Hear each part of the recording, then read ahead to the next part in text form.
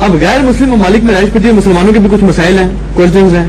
شکر ہے یار تھوڑا سا موضوع بدلا ہے, اور پانی دو یار منو, میں بھی ذرا تھوڑا جا. پہلا کوشچن تو یہ ہے کہ غیر مسلم ممالک کی شریعت لینے کے لیے جو علف اٹھایا جاتا ہے, اوہ شاہ جی, کیا اس کی شریعت میں اجازت ہے, اور کیا اس کے اندر کوئی ایسی باتیں ہیں کہ جو اسلام سے بغاوت تصور کی جائیں؟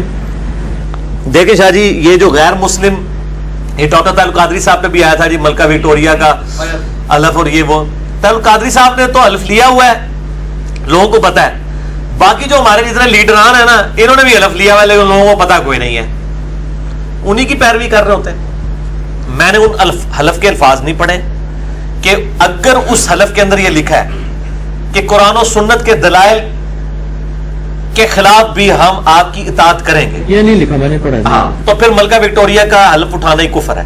اگر دنیاوی معاملات میں اٹھایا ہوا ہے میں اس کی تابع فرمانی کروں گا, ہاں, تو وہ تو ہم نے پاکستانی حکومت کا بھی اٹھایا ہوا ہے, یہاں پہ بھی کئی چیزیں خلاف شرع ہے جی, اس کے ورثاء کا بھی وفادار ہوں گا. ظاہر وفاداری تو ہے نا, سارے ہم کر رہے ہیں وفاداری, کون نہیں کر رہا, وفاداری تو سارے کر رہے ہیں.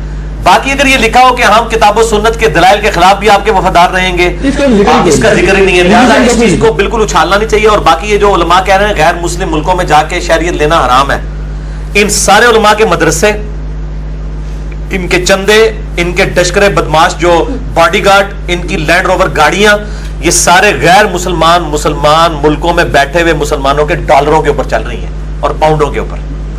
وہ ان کو آرام نہیں نظر آتا, وہاں سے آئی فون آ جائے گفٹ میں لے لیتے ہیں. وہ انجینئر صاحب ہی نے جنہوں روزانہ درجنہ آئی فون آفر ہوتے ہیں تو نہیں لیتے, انہوں کا ایک دیہڑے وضو نہیں کھلوتا. تو یہ ان کو کہہ رہے ہیں کہ جی آپ وہاں جا کے کافر کے ملک میں رہیں, اور کافر کے ملک میں جا کے کافروں کو ٹیکس دے کے, کافروں کی نوکری کر کے, جو کمائی کر کے ان کو بھیج رہے ہیں, وہ حلال ہو رہی ہے.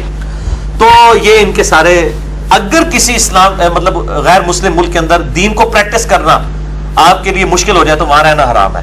اگر نماز پڑھ رہے ہیں, روزہ, حج, زکات, جو بنیادی آپ کے ہیں چیزیں.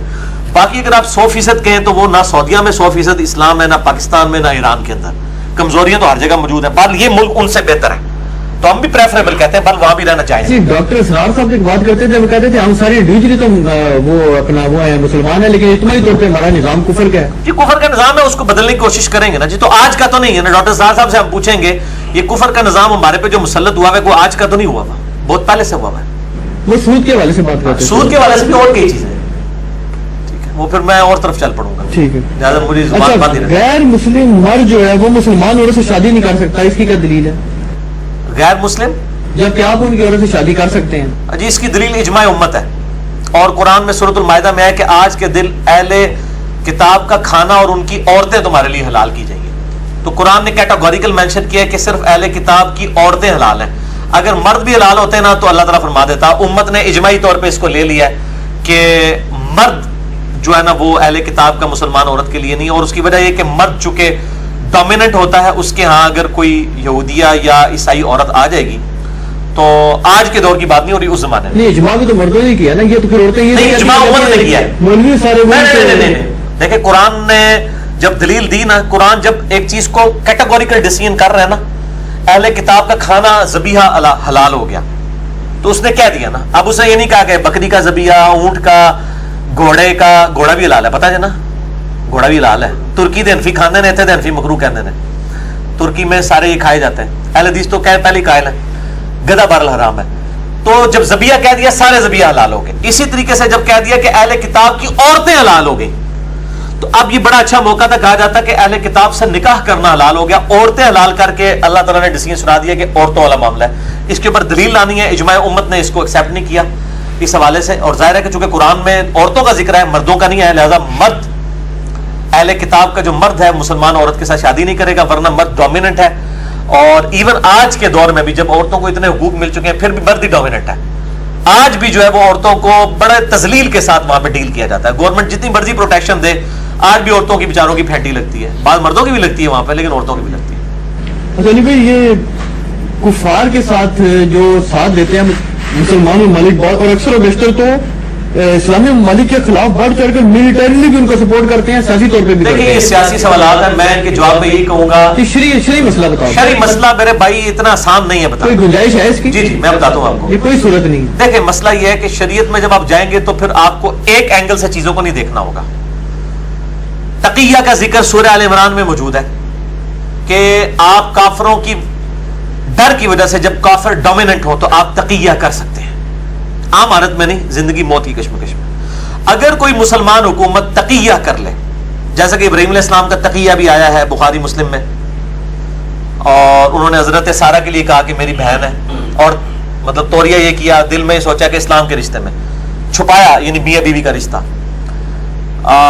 تقیہ کرتے ہوئے اگر کوئی مسلمان حکومت جبکہ کافر جو ہے وہ ڈومیننٹ ہے اور دل میں برا سمجھتے ہوئے وقتی طور پہ کوئی ایک ایسا معاہدہ کر لیتی ہے تو اس کے اوپر پھر قدغن نہیں ہوگی مسلمانوں کے وسیع تر مفاد کے اندر. حتیٰ کہ سورہ الانفال کے اندر آیا کہ جس کافر قوم کے ساتھ تمہارا معاہدہ ہو اگر وہ مسلمانوں پر ظلم کریں تو تم نے مسلمانوں کے حق میں ان کے خلاف جنگ نہیں کرنی جب تک وہ معاہدہ توڑ نہ لو، یعنی تم اس معاہدے کے بھی پابند ہو. ٹھیک ہے نا. ظاہر ہے کہ یہ میں نے مسئلہ نمبر 87 اسلامی جمہوریت کے اوپر غور کروایا، اتنا سیدھا مسئلہ نہیں ہوتا. کہ پھر دوسرا یہ ہے کہ اس وقت حکومتوں کی کیا مجبوریاں ہیں اور اسی طریقے سے فوج کی کیا مجبوریاں ہیں، ایجنسیز کی کیا ہے، وہ ہمیں نہیں پتہ ہوتی. آپ رائے عامہ ضرور ہموار کریں کہ آپ اس چیز کے اوپر کہیں کہ ہمیں کافروں کا ساتھ نہیں دینا چاہیے، لیکن اس کی بنیاد پہ مسلمان حکومت مسلمان فوج کو قتل کرنا شروع کر دے، یہ بات غلط ہے. آپ رائے عامہ ہموار کریں. اور میں بتاؤں پولیٹیشینز میں بھی، فوج میں بھی، ایجنسیوں میں بھی ماشاءاللہ ہم سے پکے مسلمان موجود ہیں، وہ بھی اللہ کا خوف رکھنے والے لوگ ہیں. اور ظاہر ہے اگر برے لوگ تو ہر جگہ ہی موجود ہیں. آپ کی دشمنی مطلب خالی علماء سے ہے؟ جی علماء سے، اس لیے کہ علماء، جی بالکل صحیح کہہ رہے ہیں، میں آپ کی تائید کرتا ہوں. میں مطلب جو میرے پہ الزام ہے، جو میرا ہے، میں مانتا ہوں میری دشمنی صرف علماء سو کے ساتھ ہے، علماء پرائم کے ساتھ نہیں، علماء کرائم کے ساتھ ہے. میں نے کب امام بخاری سے دشمنی کی ہے، کب امام مسلم سے دشمنی کی ہے، کب امام حنیفہ امام شافعی سے دشمنی کی ہے. آپ کے دور کے جو نہیں؟ جی ہمارے دور کے نہیں ہے. تو امام بریلوی صاحب بھی ہمارے دور کے نہیں ہیں، لیکن ہم ان سے اختلاف رائے رکھتے ہیں سخت. اشرف تھانوی صاحب بھی ہمارے دور کے نہیں، ہم ان سے بھی اختلاف رائے رکھتے ہیں. بلکہ ہم نے تو معین الدین چشتی صاحب المتوفا 633 ہجری، علی بن عثمان اجویری المتوفا 461 ہجری، ان ساروں کی کتابوں سے ان کے بدعقیدگیاں بتائی ہیں. ہماری دشمنی تو سارے گستاخوں کے ساتھ ہے، ان کی کتابوں سے، ان سے نہیں. وہ اب ان کا معاملہ اللہ کے سپرد ہے، کیونکہ اب یہ پیچھے ہٹ گئے، انہوں نے کتابیں ہی نہیں لیں، غالب ہو گئی.